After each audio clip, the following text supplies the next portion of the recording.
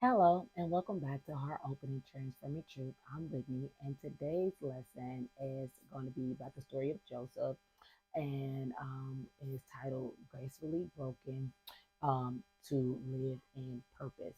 And so, if you don't know the story about Joseph, I'm not going to read the entire story. I'm just going to highlight specific scriptures that tie into my message for today, but I will give you a quick background about the scripture, about Joseph.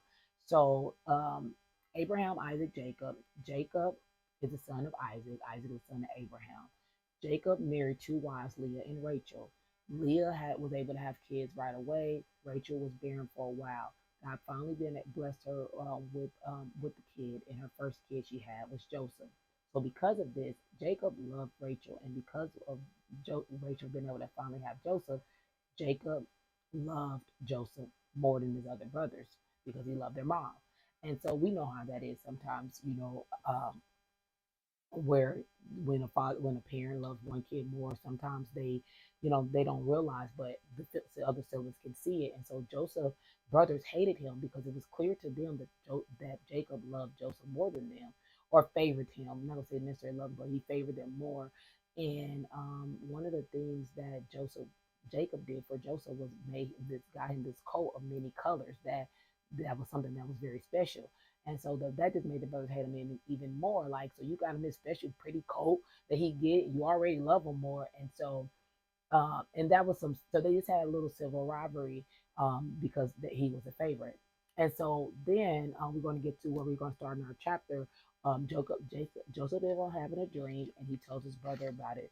And we're going to start at Genesis 37, 5. And it says, now Joseph dreamed a dream, and he told it to his brothers, and they hated him even more. He said to them, please listen to the details of this dream which I have dreamed. Excuse me. We brothers were binding sheaves of grain stalks in the field, and lo, my sheaf suddenly got up and stood upright and remained standing. And behold, your sheep stood all around my sheep and bowed down in respect. His brother said to him, are you actually going to reign over us? Are you really going to rule and govern us as your subjects? So they hated him even more for telling them about his dreams and for his arrogant words. But Joseph dreamed still another dream and told it to his brothers. So his brothers, and this is the amplified version. So he tells them this dream, and he told them the next dream he has, he told them that the sun and moon was going to bow down too, which gets exemplified his father and mother. And so they did not like him, so they instantly started to plot to kill him. So they end up put him in a pit, and in this pit, they left him in a pit, and then they later decided, well, it would be instead of killing him, let's sell him. So they end up selling him to be an Egyptian slave. And so let's stop right there. So I'm sure Joseph just had this dream that, he's a young boy. He doesn't understand probably 100% what it is. He just knows that he has this dream, which is a promise from God. But at the time, he probably does not understanding it. And so it's sometimes we experience things. God gives us promises that we may not understand. Maybe someone spoke something of your life when you were younger, or all your life people spoke things over you, and you just really didn't understand it. And because you went through so much stuff, Joseph ended up getting to a pit. Then he ended up getting sold. I'm sure he's all confused and like, what's going on? I'm sure he misses his family. I'm sure he loved his brothers and his father. And so he's like, I had this dream, this promise God gave me, and now, you know, now I found myself in this pit alone, and then I found myself being sold. And it just goes to show you that sometimes you will have a promise from God, and you get excited and you may share with other people, but sometimes it's not meant for you to share with other people, because sometimes people may receive it wrong, and God called you this promise. And sometimes we may share with someone, and God's like, I didn't call you to share with everyone, because you sometimes people, when we have a promise and we share it, we feel discouraged. Something happens, or people discourage us, or people don't see or don't receive it the way that God has told it to us. And so we find ourselves in a pit of emotions, not necessarily a physical pit, but a pit of emotion, feeling, well, maybe God didn't say it, or maybe that's not what God called me to do, or maybe that's not the promise for me. You have to trust God for yourself. You have to trust God promises for yourself. That's why we have to have a relationship with Christ, so that we can hear him for ourselves. It is good to have godly counsel around that you can talk to, but also you have to be careful. You have to just be careful when God gives you something. Sometimes you have to just sit with it with you and God. And so let's go back to the story. So that's just a little nugget. But back to the story. So now Joseph is sold to Egypt. But even then, though he's sold to Egypt as a slave, he still has God with him. So he has the favor of God. So he goes to go to the Potiphar, which is a high person in Pharaoh, and he sees the favor on Joseph's life. So he puts Joseph in high position under him. So Joseph is doing what he's supposed to do, just working and taking care of Pharaoh, and Pharaoh's been blessed because of the blessing that's on Joseph's life. And so all of a sudden, Potiphar's wife wants to sleep with Joseph, but Joseph is a believer, and he knows this is not right in God's eyes. And so he's like, no. And so she ended up catching him once by herself, ended up trying to force herself on him, and he ended up running away, and she ended up having his coat in her hands. And so she ended up saying he tried to force himself on her. And so she ended up telling that story to the guard. She ended up telling that story to her husband Potiphar. And he got upset because he loved his wife and he trusted her. So he believed she was being honest and threw Joseph in prison. And this part really stuck to me because imagine Joseph now, he was in a pit, he was slow, so and now he's in prison. Imagine how he's feeling in prison because he knows the truth. He knows he was doing what was right, what he was supposed to do. But it goes to show you that sometimes you could be doing what you're supposed to be doing right. You could be doing the right thing. You could be where God wants you to be and still end up experiencing something where you don't get an opportunity to defend yourself. You don't get an opportunity to tell your side of the story. And we have to understand and be okay with that. When Christ was being crucified, before Christ was being crucified, when he was being questioned, they mocked him, they said all kind of mean things and they teased him. And he said nothing. And why that stuck out to me because we're so quick to want to defend ourselves and explain ourselves and tell our side. And God said sometimes it just let it go. Silence is golden. God know we know that we're doing what God called us to do. You're walking in obedience to God. Sometimes you're going to experience rejection. You're going to experience negative things or people mistreating you or persecuting you or talking about you. However, we have to trust God when He says that sometimes you're not going to get an opportunity to defend you're not going to get the opportunity to defend yourself. You're not going to get an opportunity to tell your side, and we have to be okay with that and keep being obedient. So back to the prison. Now Joseph's in prison, but even in that, God is with him. So sometimes you may be in uncertain circumstances, but God be still with you. We have to understand that God is still with us. Now Joseph has been found as he found favor with the warden, so now he's put prisoners under him. So that goes to show you that even in every situation so far, in Potiphar house, he became in leadership. In prison, he's in leadership. So what was in Joseph, what God created to be the leadership skills, he still was able to show those leadership skills in all his situations. That's why he says we have to allow God to gracefully break us. Yes, we don't understand what we're going through, but it's a process. When we surrender our will and our way of doing things and our thoughts about how we want to live and how we want to do, when we surrender those to God, He can transform us. And in that brokenness, He transforms us, and then He's able to heal us, and then He's able to set us free, and then use us for His purpose. That's why being gracefully broken is so important because it allows you to surrender your will for your life to God's will for your life. And God's will is always better. So Joseph now is in prison. He's under these guards. He ends up King Pharaoh ended up having two employees put into prison for whatever reasons. And then Joseph, they had dreams, and Joseph was able to interpret them. And even through that, Joseph said, "This is the guy interpreted these dreams," and he interpreted them. And then he sends, then one of them is killed, like the dream says, and the other one is back in his position. And before he went back in the position, Joseph said, "When you get there, remember me. Don't forget to tell him about me." Well, of course, the person got back in his position and he forgot. Sometimes we are forgotten. Sometimes we are overlooked. Sometimes you will be missed. Sometimes you won't get the promotion. Sometimes you won't get whatever you're looking for. You won't get the building. You won't get the house. You won't get the car. You won't get whatever in that moment you don't understand because you're like, I'm doing what I'm supposed to do. I'm in position. I'm doing what God called me to do. And sometimes it just doesn't work out because it's not God's timing. And also sometimes it doesn't work out because God doesn't want us to think that we got there by our own strength. Gracefully broken. It's not by our own strength. It's not by our will. It's not by our way, but it's God's strength. It's God's strength in us, God's way and God's will. When you understand that, that's when you have the peace that surpasses understanding. Truly under truly being broken and surrendering to God means to trust in Him with all your heart and lean not on your own understanding. And I think that it says in all your ways acknowledge Him. And so it's like you can't be like, oh, I'm gonna do this. No, you need to go to God for everything. So back to the story. Joseph ended up still in prison. Years later, Pharaoh ended up having a dream, and now no one is able to interpret a dream. And then that's when the employee said, "Oh, I remember when I was in prison, me and the other guy had a dream, and there was a guy that was a Hebrew guy that was able to interpret it." So now he called. Now the Pharaoh calls on Joseph. Joseph goes in front of Pharaoh. Joseph tells Pharaoh his dream, and he tells him, "God, this is not me. This is God telling you this dream." Pharaoh sees that Joseph is wise. Again, through all this process, God is building his character.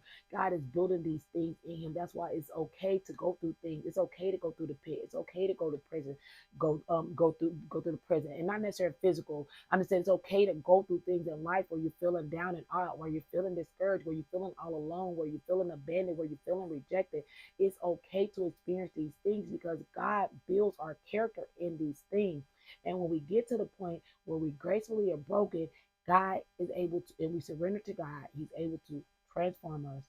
He's able to heal us. He's able to make us whole, set us free, and He's able to use us for His purpose. We all have a purpose and plan. And Joseph is going, I'm going to get more to this. So now Joseph's under Pharaoh, and Pharaoh makes him second in command in Egypt. So now Joseph is the second highest in command under the king of Egypt. So now there's a famine, and like the dream predicted that there will be 7 years of harvest, a blessed harvest, and then 7 years of famine. And so Joseph, because he was able to interpret that dream, they stockpiled Egypt stockpiled in those 7 years for the 7 years in of famine. And so now they have enough to feed everyone, but everyone else there's no more food. So everyone has to come to Egypt to eat now, to get food to eat. And so this is where we're going to start with the next verse, which is Genesis 42 and 6. Now 42 Genesis 42 verse 6. It said, now Joseph was the ruler over the land, and he was the one who sold grain to all the people of the land. And Joseph had brothers came and bowed down before him with their faces to the ground. Bowed down before him with their faces to the ground, just as his dream had said. So again, you can have a promise, and this was years later. I think they were teenagers when he had the dream. Now he's in his 30s, and it was years later. Look what he had to go through. He went through the pit. He went to prison. It's like he was lied on. He was lied on, and he was overlooked, and he was forgotten. And now he's ruler, second in command under King Pharaoh. You have to trust that no matter what you're going through, when God has a promise on your life, when God has a purpose for you, it will come to pass. God is faithful to fulfill his promises. This Bible is full of promises from God that he has a plan for us, to give us a hope and a future, to prosper us, to give us the earth and the fullness thereof, to help us to live life and live life abundantly. These are all promises from God. So that's why we have to allow the graceful to be gracefully broken. You have to allow you have to allow the pit and the prison and those things that happen so that God can build your character, so that you can surrender to his will, and so that he can transform you and he can heal you and then set you free so that you can live out the purpose for your life. Now, mind you, Joseph ends up so now Joseph ends up saving his brothers. His brothers came, and one of his brothers, Judah, is where the Lamb of Judah comes from, which is Christ, the Lamb. And so had Joseph not went through these things and got to the place where he needed to be, then the whole lineage of promise from Abraham, which was Isaac, and then Isaac with Jacob, the whole lineage of Jacob, of Abraham, would have died in this famine had Joseph not went through these things. So don't think because you're going through something there's not a purpose for it, or that God doesn't have a plan for you. Yes, you feel rejected. Yes, you feel alone. Yes, you feel discouraged. Yes, you feel stuck. Yes, you feel you don't uncertain. You don't know what's going. You're like, I'm trying to do right. I'm trying, and you don't understand the circumstances that you find yourself in, and you're confused. And you're like, Lord, I'm doing what you said do. I'm being obedient, but still there's character building, there's transformation, there's things that God is doing for his purpose to be fulfilled. Again, this is the last scripture we're going to read. This is Genesis 50, verse 18. And this is very good to me because now Jacob dies. And again, I encourage you to read the whole story. But Jacob ended up coming to Egypt and all the brothers. And then he dies. And now the brothers were scared that Joseph would have revenge on them. And so they come and they plead to him. And this is verse 18, Amplified Version. He said, Then his brothers went and fell down before him in confession. Then they said, Behold, we are your servants, your slaves. But Joseph said to them, Do not be afraid, for am I in the place of God? Vengeance is his, not mine. As for you, you meant evil against me, but God meant it for good in order to bring about this present outcome that many people will be kept alive as they are this day. So now do not be afraid. I will provide for you and support you and your little ones. So he comforted them, giving them encouragement and hope, and spoke with kindness to their hearts. That's why it is so important to be surrendered. Imagine if Joseph chose to keep this hate and keep this hatred and be evil and mean towards his brothers. No. So and not fed them. And then they starved. And then Judah died, who was the guy supposed to be the come through his lineage. We have to be surrendered because through that surrender process, that's when God can heal us. And that's when God we can understand his grace for us and his mercy for us. And the transformation process starts to begin and that brokenness begins to heal. And now we can walk in true forgiveness towards others. And we can walk into freedom. It said he encouraged them. He encouraged them and gave them kindness that filled their hearts. That's why we have to allow ourselves to be surrendered to Christ so that we can go through the process of the pit, of the prison, and trust that God has a purpose for us. Now, Joseph did not get to live to see that Judah ended up having a lineage where Christ came from.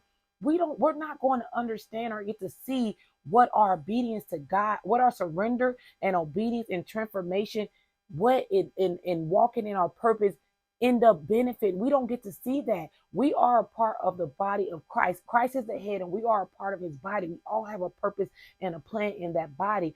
And Joseph had a purpose and a plan in that body. He didn't get to see Christ. He didn't get to see the Lamb of Judah coming. He died. But his obedience and his surrender to Christ, surrender to God, and his obedience to do what God called him to do allowed him to to save many, but also to save the promise that God had that he didn't even get to see.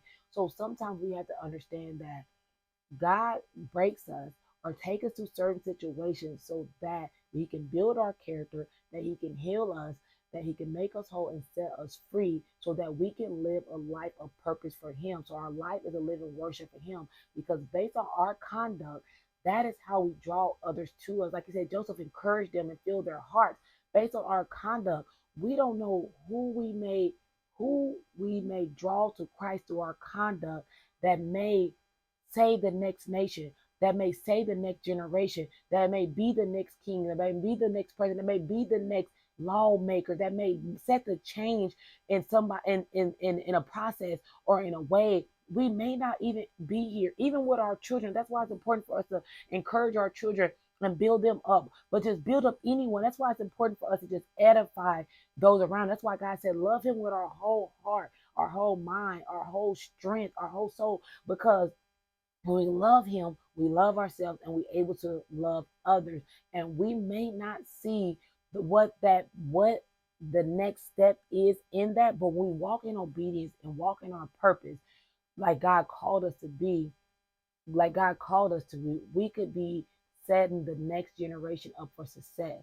Joseph set the next generation up for success by allowing Judah to live and Christ come from his lineage. You don't know what your part is in the body, the larger, greater things, That's why you just have to be surrendered in obedience to God, when He calls you to be obedient to Him. You just have to walk in His love, walk in His favor, walk in His goodness, even in hard times, even in your pit when you're discouraged and when you're all alone, even in your prison when you're overlooked and when you didn't get to defend yourself, when you didn't get to explain your side, when people are rejecting you, people are talking about you, or people lying on you. You still have to just trust that God is with you and that He has favor and you have a purpose for you. And if you continue to walk in obedience to His will for your life, in fulfilling His purpose for your life, He will bless you.